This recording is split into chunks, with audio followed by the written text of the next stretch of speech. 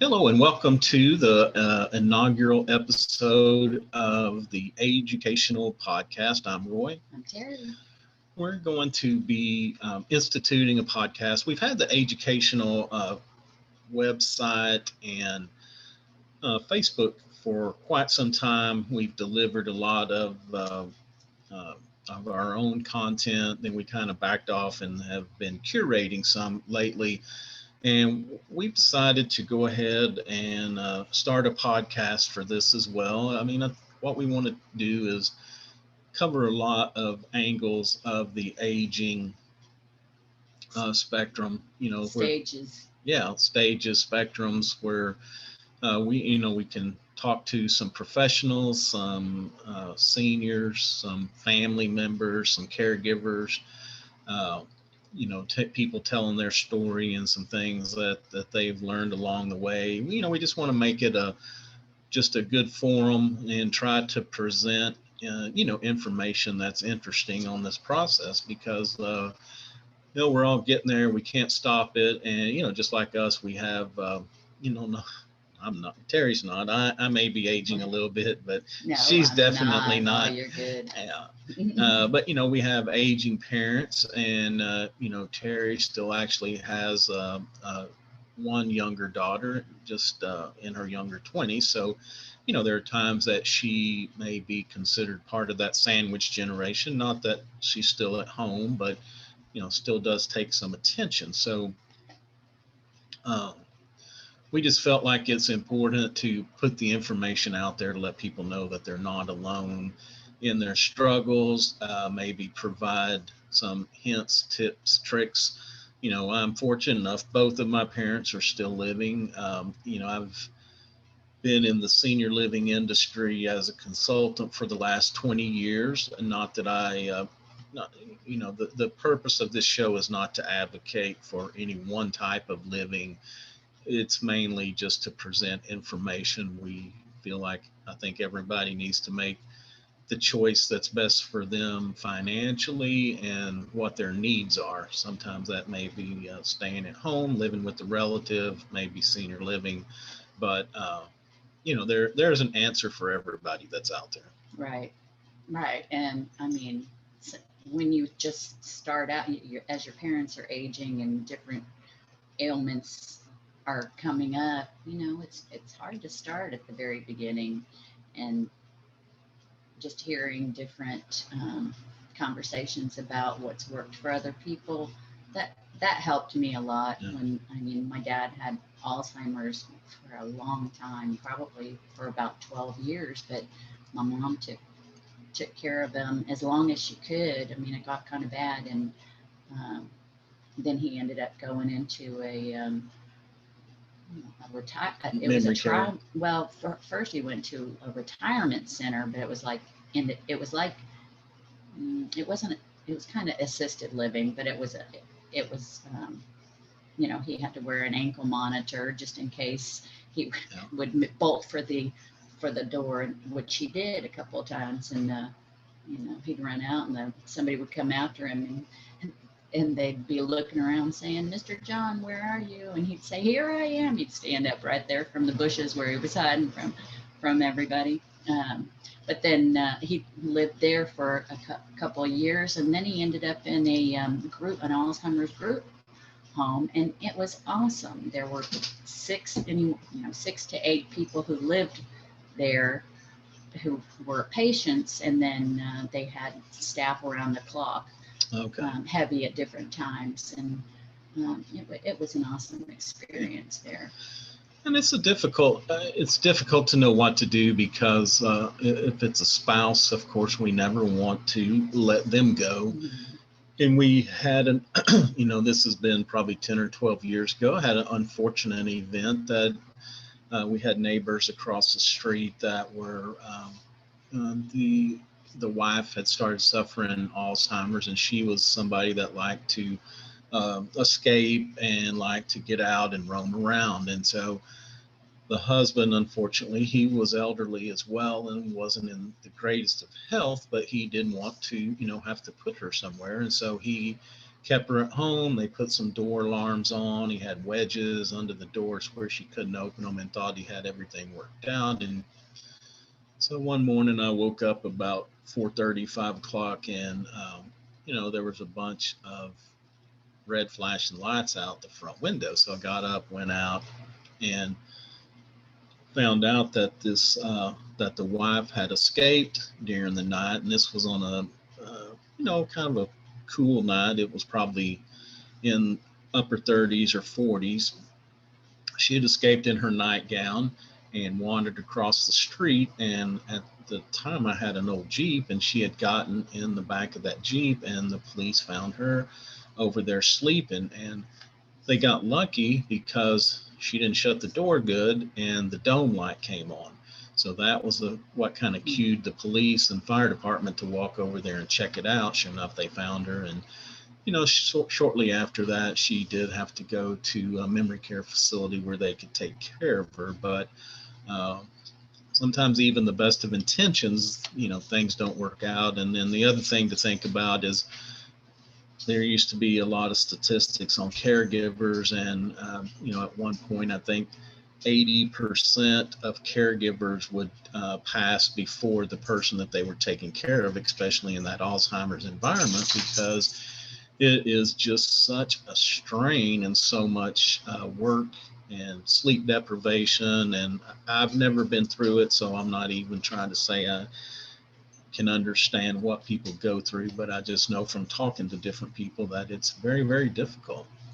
Well, yeah, and I really feel like in my case, or my dad's case, Mom really overcompensated for him a lot, and didn't, we'd notice things here and there, and I lived pretty close to him, so we saw them a lot. But and we always joked about little things that he would do here and there, and just not think anything of it, just kind of mark it up to aging. But Right. But it got to, he would, when he did things like stick his car keys in the freezer, and we had no idea what was going to be next, and it's just a lot of mental things that you have to do. Like we'd have to go and get the mail out of the mailbox because he waited for that mail on, and it was we were finding bags of direct mail pieces to him because he would send it in thinking that he was going to win $1 million if he gave $5 here, $10 there. Yeah. And he talked to anybody who called, and there are just things that it's hard. It's a mental game. It's a physical thing. Well, and you bring up a good point about the about especially if they're with a spouse, about it's hard for the children to know exactly what's going on because the spouses tend to overcompensate for them, and sometimes they do it trying not to let other people know what's going on, and sometimes they, it's just a loving relationship, and they try to take care of each other enough that you really don't know, what may be going on with the other person. Right. And I mean, in my case, and I'm sure we'll talk about this more in depth, but in Dad's case, he would have, times when he would get kind of verbally abusive, and he kind of got mean there toward the end, so we had to kind of trick him into going to the hospital. I don't suggest waiting until that happens to make some, take some action. Right. Just kind of check it out along the way, and try to be as prepared as you can in this situation. It's just not an easy thing at all. Right. Yeah, and there's so many new developments with, maybe Meds. There's not cures, but there's a lot of meds that slow it down and a lot of things. So if you suspect that, just try to get in and get people tested, or get yourself tested, and see. It's always better to know where you're at than to speculate, and, try to see what kind of help you can get. Some other topics I think that need to be addressed will be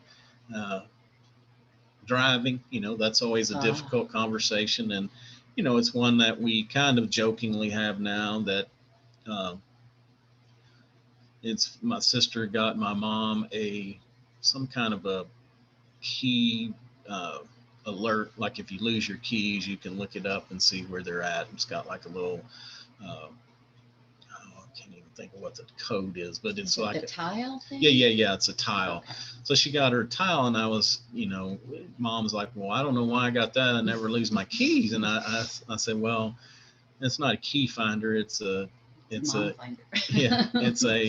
ignition jammer. So I said, instead of trying to talk you to giving your keys up, my sister's just gonna jam the signal on your key where you can't start the car. So you do have to be creative. Yeah.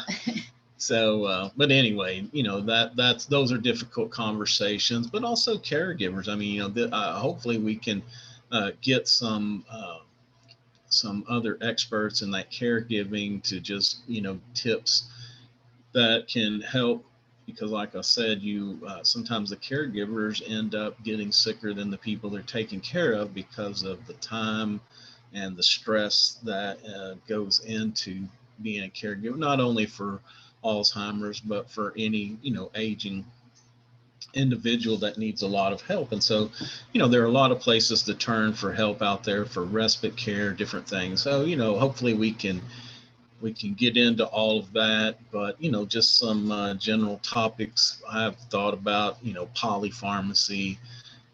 We go to a lot of doctors prescribes all the meds, and if you don't have a good pharmacist, the doctor should ask what you're on, but sometimes they don't.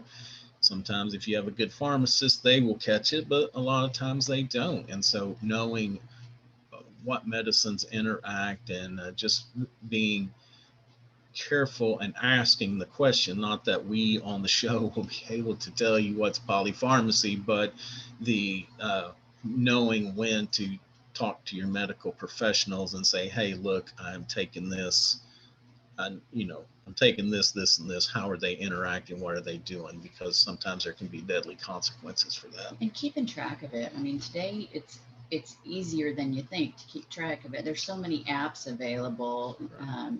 You should be able to have an updated list on all the medications that you've taken and are on. So you can just kind of pull it out, and you won't have to worry about having a little folded up piece of paper in your wallet, seeing which date it was from, Well, and it's important because it's been a few months since your mom had her event, but when she did, then there was a scramble to find all the medication to get them all written down so you could take to the doctor. A big clear tub full of her stuff, and I'm the one who helped her do her weekly medications in her little planner and everything. But she had added a couple of things, and I just, walk around with this tub until I got it all entered. Yeah, but it's important if you have an emergency event to know that when they go. So, try to get out ahead of that stuff. Keep the records. With smartphones, I'm sure there's some apps now where you can list all that or scan them with QR codes just to keep up with them. So, those are the kind of things that we hope to get into on the show. Diabetic management, there's like myself, I have to test and try to keep my glucose levels low. I have to work at it for sure. Don't do as good as I need to be, but working on it. So, we'll be able to talk firsthand knowledge about some things like that help us out. But hopefully we'll have a wide range of things to, interest. There's just, there's so much going on out there now in healthcare and politics. We have vaccinations and, everybody has to make the right choice for themselves now. For sure. But and then there's a lot of things, the other things that maybe not healthcare related, but scams, things to look for when you get emails, unfortunately. Emails, text messages. Yeah, people trying to scam us at all areas, calling and saying, hey, your granddaughter's here and, needs money. And, that's something that mom had pulled on her. And it's funny because my daughter, was sitting on the couch right next to her when this guy was trying to say, hey, your granddaughter is stuck in Europe and she needs this money, and she's, she let her Like, keep talking okay. after a while, and luckily she just has one granddaughter. She just had one granddaughter at the time, so she looked over and said, well, she's sitting right here. But those are just the kind of things that can put you into a panic if you really don't know where they are and do they need help. And IRS, oh my gosh, so many of those scams. There's Yeah. so many things that you just, not any normal people would ever think up Right. stories like that. Yeah, with email today, there's a lot of these phishing emails that look legit from PayPal or from Amazon or different things like that people send out. And if it's just the best thing to do is just close it out, go into your account and try to do it without responding to the email, because that's what they hope that you do, is just respond and put all of your information in there where they can steal it. So those are definitely some things that hopefully we can get into. Anyway, there's just a world of we've got a lot of food insecurity, so some things that we can do to help feed people are where you can go to turn for help. Anyway, you got any Lots other of resources Yeah. for many different things, but that the aging parents and the older adult kids who are making their own decisions, but you might not agree with some of them. Yeah. Now, we used to have a saying, for a long time, I was a volunteer ombudsman in my county, and we used to, we would get calls from kids all the time saying, Mom's stopping this treatment or this or that. And, that our answer for that was there's no law against somebody making a bad decision as long as they have their faculties. But as children, sometimes we hate to see decisions that are made. So that definitely is something to try to determine, are they making decisions in their right mind? And then also learning to deal with it, that it has to be their decision, that we have to unfortunately live with that sometimes. And I can't even imagine not being able to be independent, which is with all these things. Like the driving aspect of it. Mom says she'll give up her license when she's 90. Now, she said that. We've got it on tape now. She said that at one time, but boy, she is not going to go without kicking and screaming, that's for sure. Yeah. Well, the other great thing, because, like I said, this, unfortunately, I fall into the aging category, and luckily I'm still healthy and can do a lot, but we talk about the driving aspect, but now we've got Uber and Lyft. So it doesn't necessarily have to be taking somebody's independence away. It's just finding a different way to get them to where they want to go. Right.